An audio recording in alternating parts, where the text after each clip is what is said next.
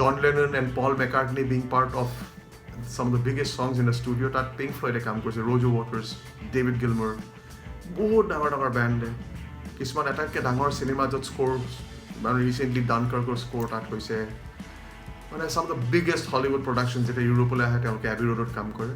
একেটা ৰুমত য'ত এড শ্বিৰেনে কাম কৰিছে, য'ত ষ্টিঙে কাম কৰিছে, য'ত ব্ৰুচ স্প্ৰিংষ্টিনে কাম কৰিছে, য'ত পল মেকাৰ্টনি আহি বহিছে, য'ত জন লেননে যোনটো পিয়ানো বজাইছে। চ' আমি সেইবোৰ ৰুমত কাম কৰিছোঁ, সেইবোৰ পিয়ানো আমি বজাইছোঁ। ত' এবি ৰোডত কাম মানে আমি ৰাতিপুৱা 9টা বজাত পাবগৈ লাগে ষ্টুডিঅ'ত, যোনটো আমি ইয়াত ভাবিব নোৱাৰোঁ। আমি ইয়াৰ ষ্টুডিঅ'ত দুপৰ 1-2 বজাত যাওঁ আৰু ইয়াত ৰাতি 2-3লৈকে কাম হয়, 5-6লৈকে কাম হয়। কিন্তু এবি ৰোডত আমি have to report at 9 because the engineer will come at 9। তেওঁলোকে তেনেকৈ কাম কৰে। পৃথিৱীৰ প্ৰায় সকলো মিউজিচিয়ানৰে এবি ৰোড ষ্টুডিঅ'ত কাম কৰাৰ এটা সপোন থাকে। আপোনাৰ অনুভৱ কেনে আছিল? It was a dream come true. Abbey Road is one of the biggest and the most famous studios in the world. Apart from the Beatles, that Pink Floyd কাম কৰিছে, Pink Floyd got a Dark Side of the Moon. এনেকুৱা এটা album যোনটোৱে probably rock musicৰ beginning. Apart from John Lennon and Paul McCartney being part of some of the biggest songs in the studio, তাত Pink Floyd কাম কৰিছে, ৰ'জো Waters, David গিলমৰ, বহুত ডাঙৰ ডাঙৰ বেণ্ডে, কিছুমান আটাইতকৈ ডাঙৰ চিনেমা য'ত স্ক'ৰ মানে ৰিচেণ্টলি ডানকাৰ্কৰ স্ক'ৰ তাত হৈছে, মানে চাম দ্য বিগেষ্ট হলিউড প্ৰডাকশ্যন যেতিয়া ইউৰোপলৈ আহে তেওঁলোকে এবি ৰোডত কাম কৰে। ত' it's been a amazing situation to be in the same room. একেটা ৰুমত য'ত এড শ্বিৰেনে কাম কৰিছে, য'ত ষ্টিঙে কাম কৰিছে, য'ত ব্ৰুচ স্প্ৰিংষ্টিনে কাম কৰিছে, য'ত পল মেকাৰ্টনি আহি বহিছে, য'ত জন লেননে যোনটো পিয়ানো বজাইছে।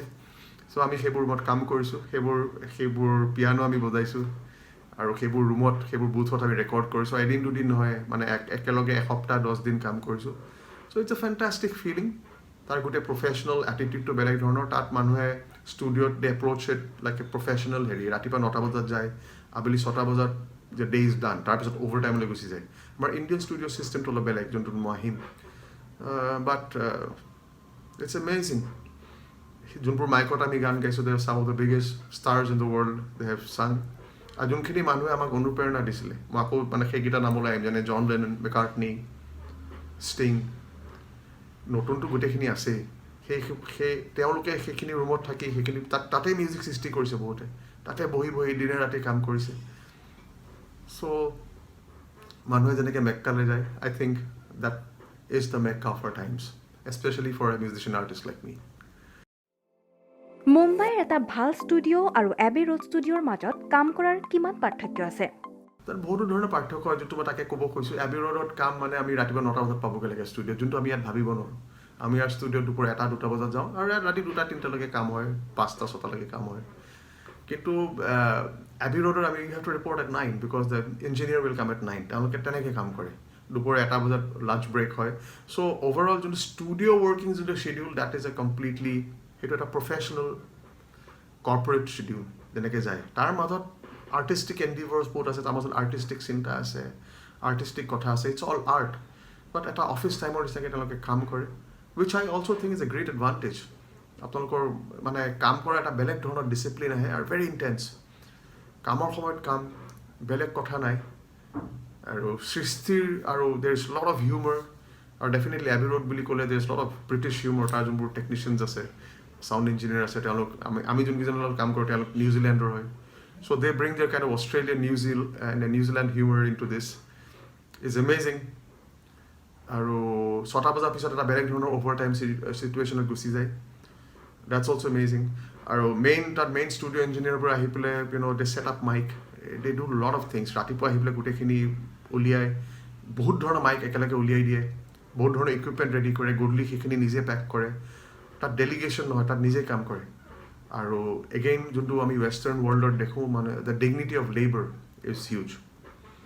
চ' এবি ৰোডত not just about studio, but you just learn about the universal concept of labor, which is dignity of labor. প্ৰত্যেকটো কামতে এটা নিজৰ এটা ডিগনিটি আছে।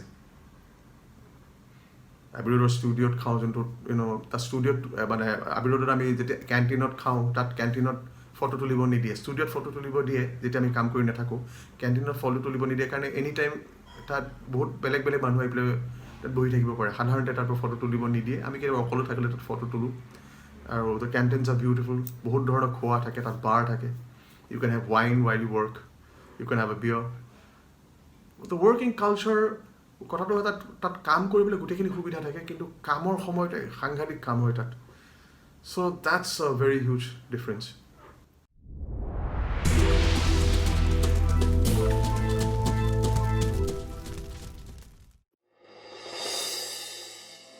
এজ এ ষ্টুডেণ্ট সৰুতে জয় বৰুৱা কেনে আছিল কিমান উৎপতীয়া আছিল I think I was অলপ ডে ড্ৰিমাৰ আছিলোঁ অলপ কুৱাইটলি থাকোঁ অলপ উৎপতীয়াও আছিলোঁ কাম কৰোঁ কিছু অদ্ভুত আমি তাতে স্কুলতো বহুতৰ লগত থাকোঁ আৰু ঘৰতো আমাৰ জইণ্ট ফেমিলি আছিলে চ' আমাৰ নিজৰ কাজিনছখিনিৰ লগত যথেষ্ট উৎপাত কৰা হয় আৰু যথেষ্ট সৰুতে গালিও খাইছোঁ আৰু যিহেতু জইণ্ট ফেমিলি বহুত ধৰণৰ বেলেগ বেলেগ এক্টিভিটিত সদায় বিজি হৈ থাকোঁ বহুত ধৰণৰ চান্স পাওঁ উৎপাত কৰিবলৈ চ' তেনেকুৱা বহুত কথা হৈছে স্কুলৰ বা কলেজৰ ক্লাছ বাংক কৰি পাইছেনে মই স্কুলত কৰা নাছিলোঁ কলেজত কমাৰ্চ কলেজত ক্লাছ বাংক কৰিছিলোঁ মই 11-12 ছেইণ্ট এন্থনীজতো অলপ বাংক কৰিছিলোঁ তাৰপিছত কমাৰ্চত বাংক কৰিলোঁ কাৰণ তেতিয়া লাহে লাহে মনটো অলপ অস্থিৰ হৈ গৈছিল আৰু ক্লাছত মন নবহা হৈছিল আৰু এতিয়া মই ৰিচেণ্টলি কমাৰ্চ কলেজৰ আমাৰ হোষ্টেলৰ they celebrate golden jubilee the hostel আমি গৈছিলোঁ আৰু গোটেই কমাৰ্চৰ প্ৰফেচৰখিনিক আমি লগ পাইছিলোঁ আৰু মোৰ আটাইতকৈ কি ভাল লাগিলে কমাৰ্চৰ প্ৰফেচৰখিনিয়ে তেতিয়াই নিজেই কৈছিলে যে আমি জয়ন্তক মোক যেতিয়া জয়ন্ত বুলি জানে আমি বা জয় বুলিও কয় আমি জয়কনো আমি ক'ত পঢ়িবলৈ দিওঁ আমি জয়কটো সদায় গানে গাবলৈ কৈছিলোঁ তেওঁলোকে এতিয়া হাঁহি পেলাই গোটেই কথাটো উৰাই দিয়ে আৰু ইমান মৰম কৰে কিন্তু হয় কমাৰ্চ কলেজত চাগে মই ভালকৈ ক্লাছেই কৰি নাপালোঁ কাৰণ মনটো লাহে লাহে লাহে অস্থিৰ হৈ আহিছিল যে মই কি কৰিম আৰু যদিও মই ক্লাছ 11-12লৈকে মোৰ মাৰ্কছ খুব ভাল আছিলে মাই একাডেমিক ৰিজাল্টছ ৱে ভেৰি গুড মই কমাৰ্চ কলেজত মই অলপ লাইফটো লৈ কনফিউজ হৈ গৈছিলোঁ যদিও মই তেতিয়া কনচাৰ্টছ কৰোঁ হেৰি কৰোঁ কিন্তু আই ৱাজ থিংকিং এহেড যে কি কৰিম চ' এটা অস্থিৰতা তাত আহিছিল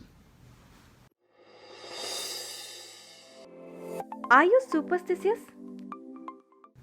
মই ছুপাৰষ্টিচিয়াছ নহয় কিন্তু মই ভাবোঁ যে দিনটো ৰাতিপুৱা আমি অকণমান পজিটিভ কথাৰে আৰম্ভ কৰিব লাগে ৰাতিপুৱা যদি অলপ কথাবোৰ খেলি মেলি হৈ যায় মোৰ এনেকুৱা লাগে যে গোটেই দিনটো খেলি মেলি হৈ যাব that is probably one superstition I have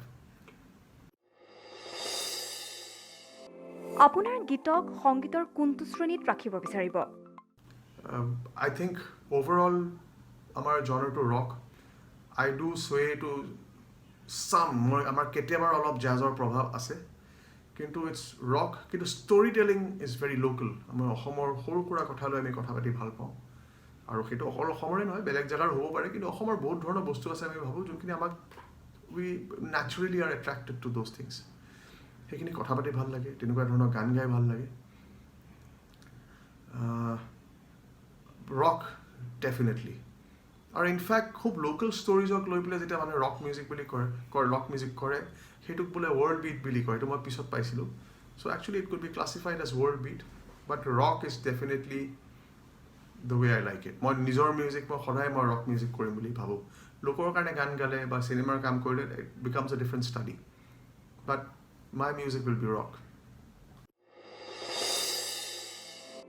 কোনজন এক্টৰৰ বাবে প্লেবেক ছিংগিং কৰাৰ হেঁপাহ আছে মোৰ তেনেকুৱা একো হেঁপাহ নাই কোনোবা এক্টৰৰ প্লেবেক হ'ম বুলি I really that's not my game মই মিউজিক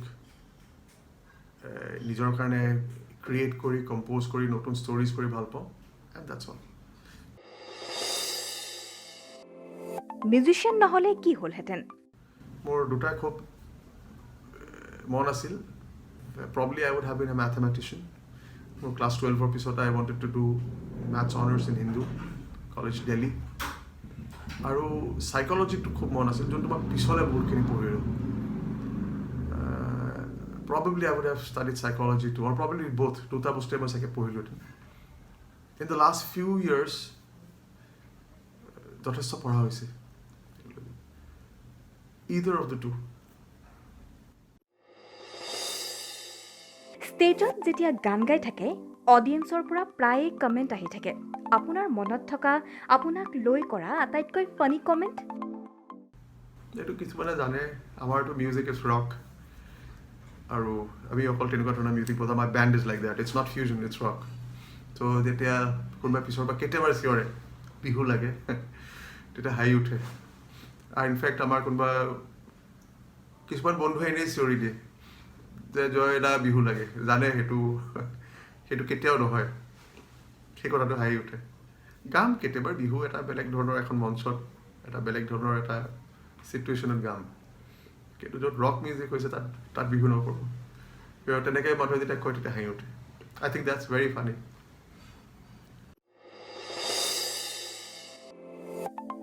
লকডাউনে আপোনাক কিমান ঘৰুৱা কাম শিকালে কিছু কৰিবলৈ শিকিছোঁ কিছু কৰিবলৈ বাধ্যও হৈছোঁ কিন্তু আমিও সৰুতে ঘৰত কিছু ঘৰুৱা কাম কৰি আহিছোঁ সদায় কৰিব লগা নহৈছিল কিন্তু কিছুমান কৰিবলৈ আমাক শিকাইছিল আমি কৰিছিলোঁ আৰু মই হোষ্টেলত থকা চ' আই ন' হোৱাট ইট ইজ কিন্তু আগতে কেতিয়াও ৰান্ধি পোৱা নাছিলোঁ এতিয়া কেতিয়াবা কুকিং কৰিও ভাল লাগে and it's a very artistic enterprise as long as you don't have to do it daily শেষত আমাৰ স্মৃৰ দৰ্শকসকলক কি ক'ব আৰু শেষত মই দৰ্শকক এইটো কথা ক'ব খোজোঁ যে আমি যিহেতু এইটো অসমীয়াতে কৰিছোঁ আৰু অসমৰ দৰ্শকক লগত দিছ ইজ দ্য কানেকশ্যন অসমখনক ভাল পাব লাগে অসমখনৰ কথা আমি সকলোৱে ভাবিব লাগে আৰু উই should think in a broader sense we should think in a longer term আমি সদায় এভৰি ডে অসমৰ কাৰণে কি ভাল কৰিব পাৰিছোঁ I think that's all thank U